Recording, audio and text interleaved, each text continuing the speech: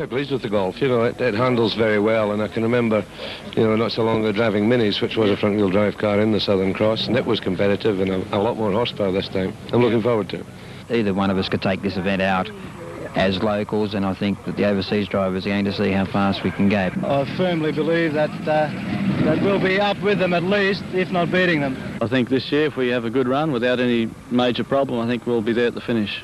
I'm going back to a single cam engine where the other two cars are running the twin cams. I'm quite confident. I have actually done safari in East Africa already with Stanza, and I finished there very well. Can you win here? I hope so.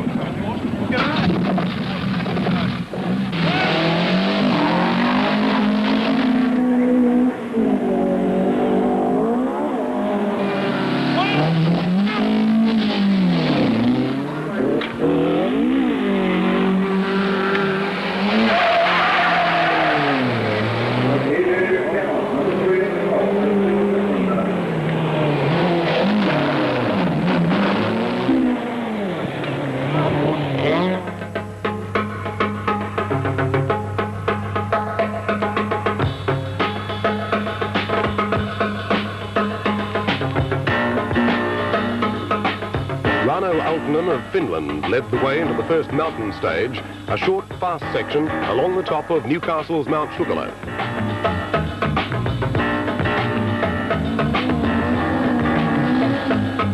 Aaltonen won the event in 1977 and was obviously keen to repeat his victory for Nissan Datsun.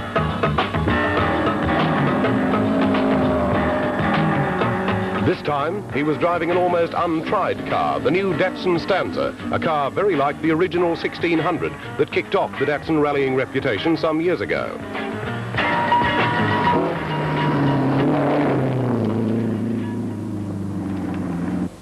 In close support as car 2 was Aaltonen's Swedish teammate Harry Kallstrom in an identical Datsun Stanza. Kallstrom finished second to Aaltonen last year after dogging his tyre marks for the full 3,000 kilometres.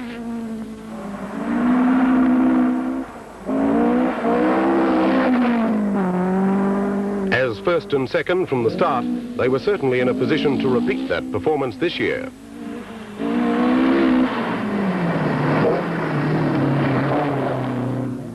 But the smart money was on Scotland's Andrew Cowan. 6 times winner of the event, Cowan too had chosen a virtual newcomer, a Volkswagen Golf, untried in Australia, but gaining a strong reputation in Europe. But designed and built in Germany, the car was obviously striking trouble early in the Australian conditions and was making heavy weather of the climb.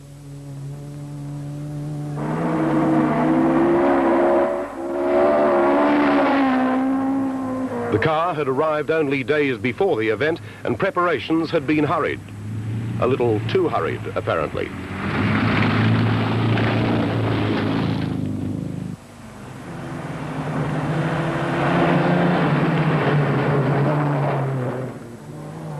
Next came the Australian driver most fans saw as the biggest danger to the internationals, Greg Carr, in a Ford Escort.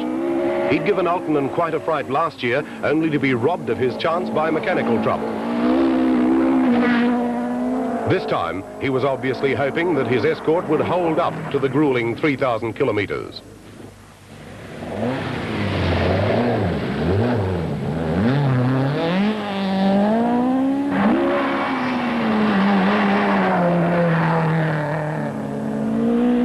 West Australian Ross Dunkerton, a joint winner of last year's Australian Rally Championships, was number 5, another Datsun Stanza, but not quite as powerful as those of the leaders. Dunkerton is a regular Datsun driver and has notched up an impressive list of wins, including the tough Caledonian Safari.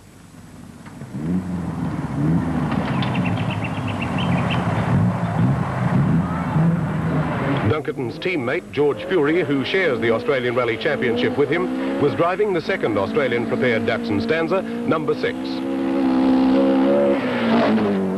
The other Datsuns had been prepared in Japan, and that, apparently, was to make quite a difference. George Fury has gone close to winning the Southern Cross several times, and has certainly proved that he knows how to handle the tough conditions.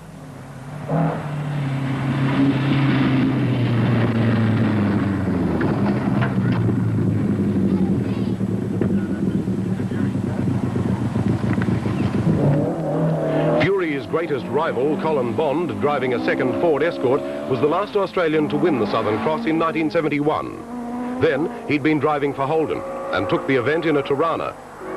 Now a Ford Works driver, Bond was eager to prove the Escort could do it too.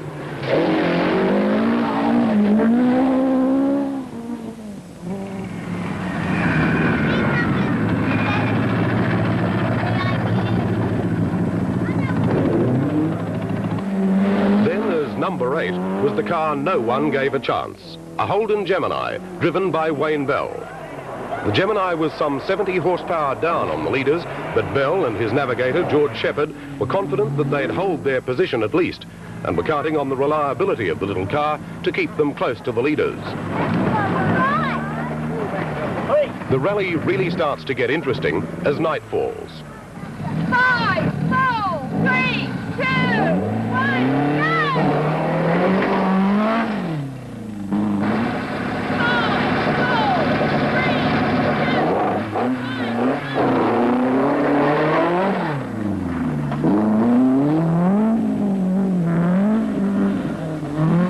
As Aaltonen and Kallstrom roared into the night, Andrew Cowan revealed what had been holding the Sellies Golf back in the earlier sections. We've got a little problem with the fuel injection. We've got a misfire and we're not getting enough revs, but we're working at it. But this was to be the last we saw of the Scottish champion. Not long after, he was out with a broken drive shaft, but still retaining his faith in the Golf. Greg Carr was also to suffer drivetrain problems. He stripped his diff not long after Cowan's demise, and he too was out.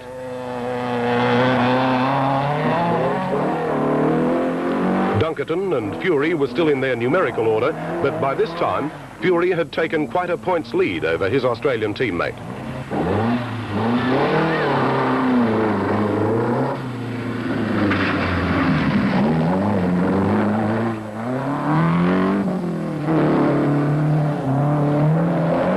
Colin Bond was virtually hurling his car after them,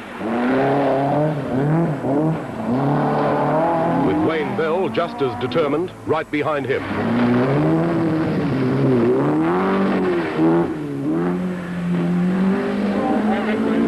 As the night wore on, Kallstrom overtook his teammate to take the lead. At this stage, the points position was not clear, but Kallstrom looked to be in the box seat.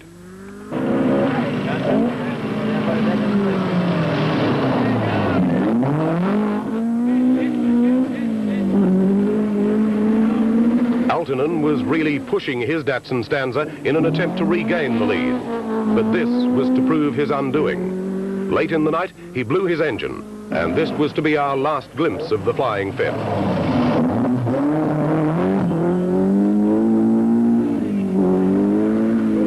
The Datsun flag was passed to the young Australian George Fury. He'd beaten Kallstrom on points, and the Swede was relegated to 4th place. Fury had hardly put a wheel wrong, and had his stanza really singing.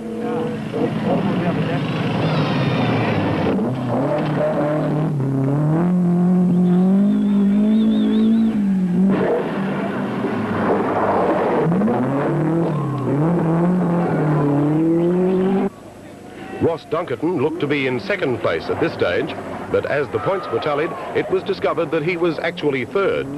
The big surprise, Wayne Bell was 2nd in the little Gemini. He was so surprised himself that he almost missed this corner altogether. At the final control, Bell could hardly contain his jubilation. What about your chances on this whole event? How are they looking at this stage? Well, with Greg and Andrew out, it's looking better all the time. But it's a long way to go, and we'll see what happens at the finish. The next day it rained, and George Fury had good reason to be glad he was out in front.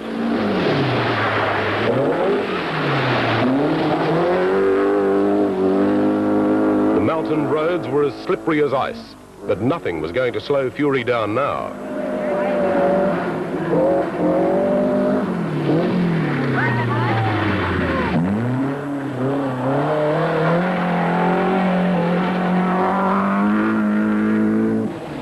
These are the sort of conditions that Wayne Bell loves. He's a specialist in wet weather driving and was really pouring it on with the little Gemini. By this time, even the experts were questioning their original assessments.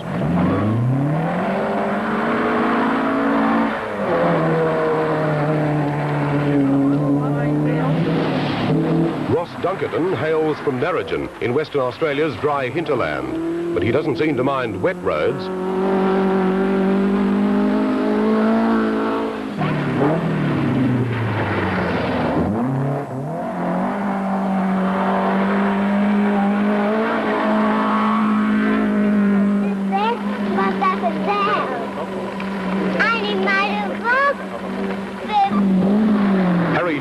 Was the only European driver left in the event.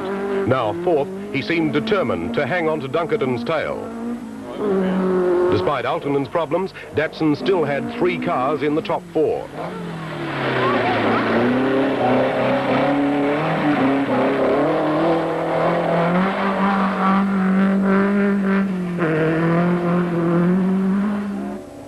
But Colin Bond, no stranger to wet weather rallying, was in 5th position, just waiting for a chance to get in amongst the Datsuns.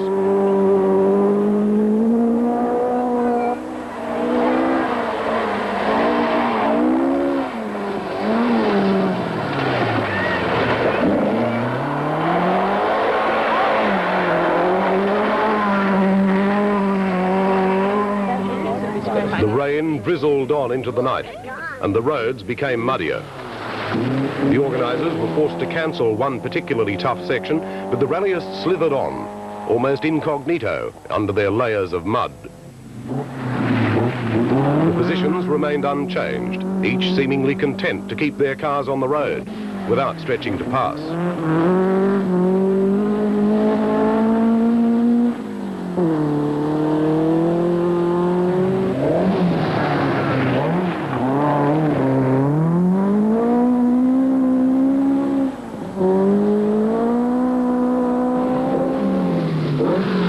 Surprisingly, the spectators were out in their hundreds. But then it's weather like this that makes rallying a really exciting spectator sport. And the leaders put up quite a show for their audience.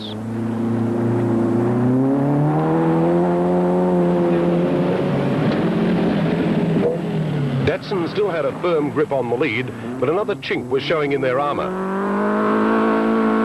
Behind Dunkerton came Colin Bond in the Ford Escort. He'd somehow passed Kallstrom, despite the conditions.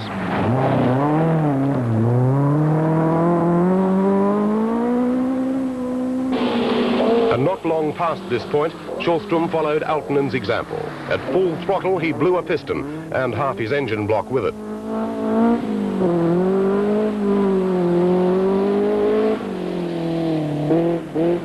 This put the pressure squarely on George Fury out in front. Dunkerton, with his lighter engine, was no match for the Ford, so Fury was on his own. Wayne Bell was still having the time of his life in 2nd place, but Bond's Escort wasn't far from his exhaust.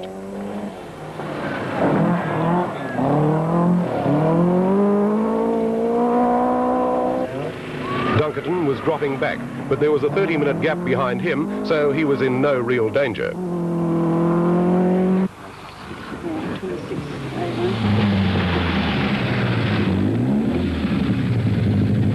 But with all the drama going on behind him, George Fury seemed quite at ease. He'd apparently had no rear brakes for most of the night, but passed it off with characteristic understatement. How's it going? Oh, pretty good, thanks. Had a bit of brake trouble back there, but it's all fixed now, I hope. Not so relaxed was Wayne Bell. That would be the hardest night's rallying I've ever done. Really? Wet weather the problem? Very, very wet and slippery in places. Other parts be fast and dry, see? I mean, you'd come off the dry into the mud, no. But I enjoyed myself, it's been good. The 3rd day dawned bright and clear. The capricious weather was providing some good variety for the event. As usual, the coastal resort of Port Macquarie turned out in force to see the cars and cheer them on their way. Port Macquarie has become the headquarters of the Southern Cross, and the rally certainly brings some money into the town. There's hardly a bed to be found in early October.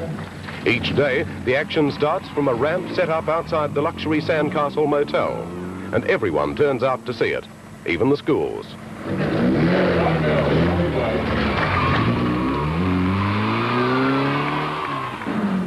But once into the forests, the glamour and fanfare are replaced by roaring engines and dust.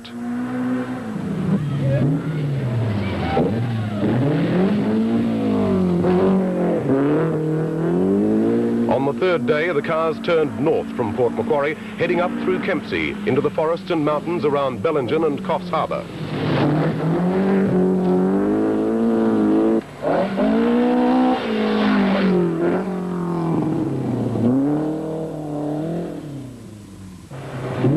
The pressure is really on now.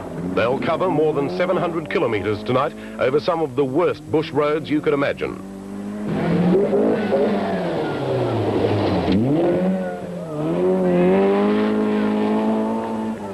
The Southern Cross International Rally has certainly earned its reputation for testing cars to their absolute limits.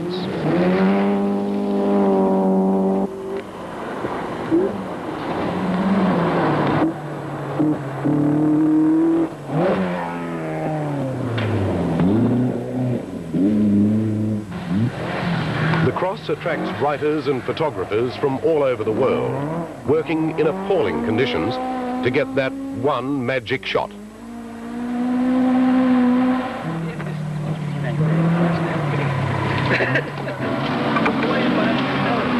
Manufacturers spend enormous sums of money in their efforts to win the Southern Cross. Let's face it, to not only survive this beating, but to win, a car really has to be good.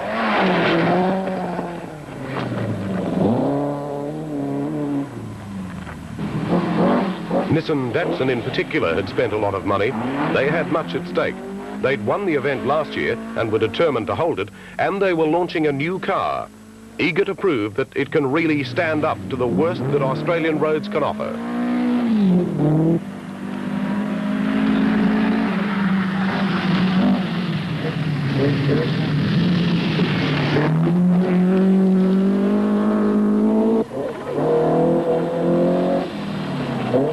Rallying really proves more for the average motorist than racing, in that it tests a car's reliability rather than its speed and braking. It's also a great test for tyres. There can be no better test bed for new tread patterns and methods of tyre construction than this sort of hard driving. The Datsun service teams made frequent tyre changes to suit the varying conditions, and Dunlop were constantly on hand to provide the necessary rubber. They, too, have much to gain from a win in the Southern Cross International Rally. There was certainly a lot riding on George Fury's young shoulders, but behind the scenes, there's an incredible support team to keep him in the lead.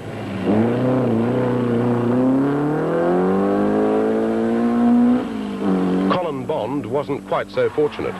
Tyres caused him quite a headache and a fairly well-marked motor car. He'd been complaining of loss of traction all night and finally left the road backwards at a great rate of knots.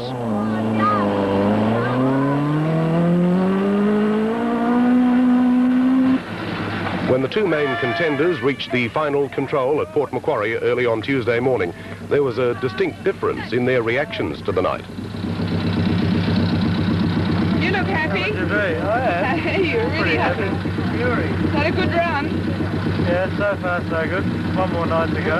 Yeah, that'll be the teller. Yep. Got to finish it.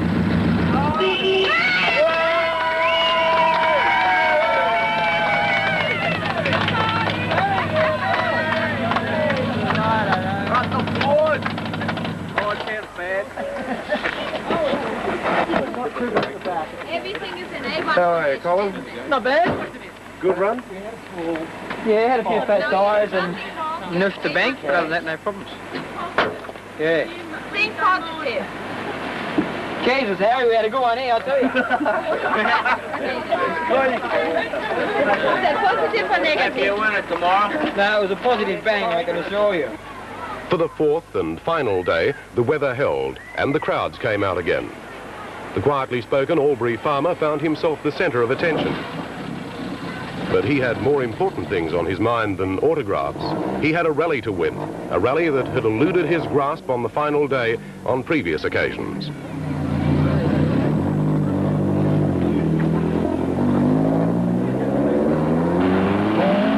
Fury had a lead of 9.5 minutes over Colin Bond, but he wanted to hold every second of that, and if possible, increase his lead. This last day held some of the roughest and toughest conditions of the rally, including the longest special stage, 205 kilometres through the timber forest west of Wauchope. George Fury was intent on putting as much dust between him and Colin Bond as he could.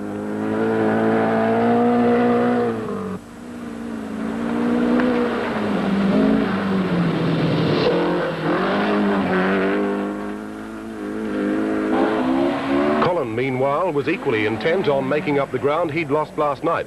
Given some luck and finally some tyres that would give him traction, the Sydney racing driver felt he could haul in the Datsun. By the way, spare a thought for the control officials, who must spend a lonely night in the forests, all for the love of the sport. Behind the Southern Cross International Rally, there are some 500 volunteers who help control the event, all enthusiasts who love to hear the roar of tortured engines.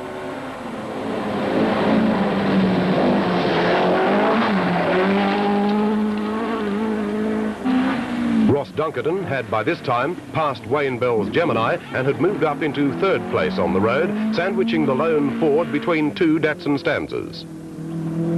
But though only minutes separated them on the road, Dunkerton was 30 minutes behind Bond on points, not really close enough to make a move, and besides he'd been ordered to take it quietly and thereby ease the strain on the car. With his smaller engine, he was assured of a class win, and if he could stay in the top 4, that was an added bonus.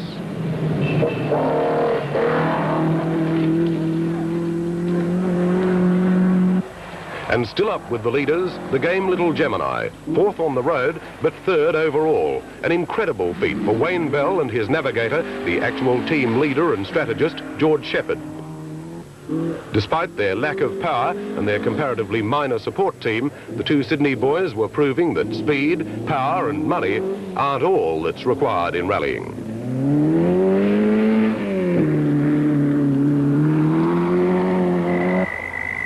As they went into the 4th and final night, George Fury kept up the pressure, while keeping the Stanza within its safe limits.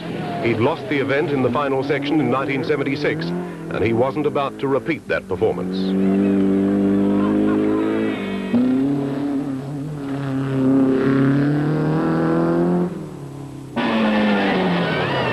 Bond was also keeping up the pressure, but he couldn't gain an inch on the young farmer. In fact, George Fury had increased his lead to 12 minutes, and with an ailing differential, Bond simply had to stay back and rely on luck for his chance. Ross Dunkerton was simply coasting home to an easy class win and a 4th overall, while Wayne Bell and George Shepherd were still pushing the Gemini for all it was worth, in 3rd place and already tasting the pleasure of seeing the experts eat their words.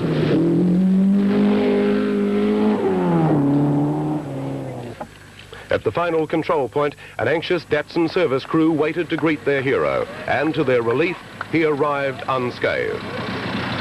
Only then did George Fury reveal that he'd been missing part of his gearbox for much of the night. You've done it. Oh, nearly, yep. It's been a bit nerve-wracking, but we're nearly there. Pretty heavy section. Well, we had a bit of trouble with second gear for quite a time. But, did you? Well, we didn't have it. That's the trouble. As Fury pulled out, a disappointed Colin Bond limped his battered Escort into control. 2nd place was his, but he'd been keen to repeat his victory of 1971. The next morning's run was mainly for spectators, but it rained again. George Fury, with some 12 minutes in hand, was obviously not going to do anything silly now, and seemed to be taking great pains to avoid any bends in the car.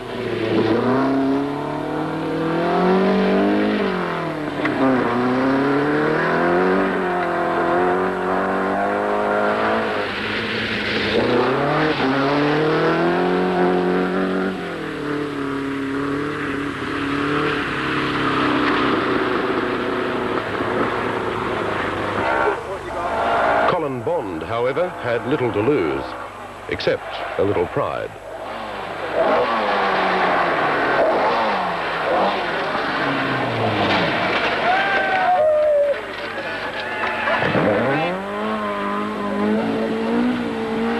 At least he'd seen an Australian repeat his victory of 1971, and he'd taken part in an all-Australian result for the top rallying event in Australia.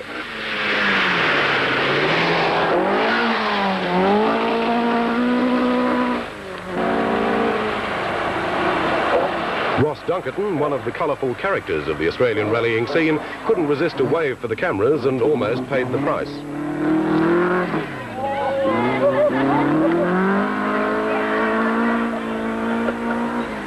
But he was still waving as he passed our next camera.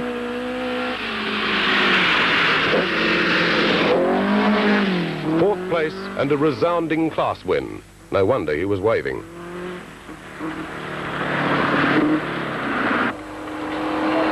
And with George Shepherd no doubt telling him to take it easy and don't blow it now, Wayne Bell brought the Gemini through almost daintily to take an outright third place. The lone outsider victorious in the true Aussie battler tradition.